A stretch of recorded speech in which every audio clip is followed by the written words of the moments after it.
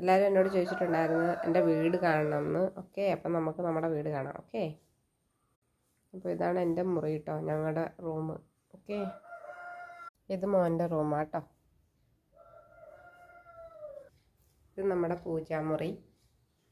Okay, ഇതും ഞാൻ dining table ഇതൊക്കെയാണ്. പിന്നെ ഇവിടെ മോനും മോളുമാണ് കിടക്കുന്നത് കേട്ടോ, അവർ പഠിക്കുന്നത്. ഇത് നമ്മുടെ ഹാള് കേട്ടോ. ഇതാണ് കേട്ടോ നമ്മുടെ കുട്ടിക്കാറ്. ഞാൻ എപ്പോഴും ക്യാൻറ്റീനിൽ കൊണ്ടുപോകുന്ന ആളാണിത്. നമുക്ക് അടുക്കള കാണാം.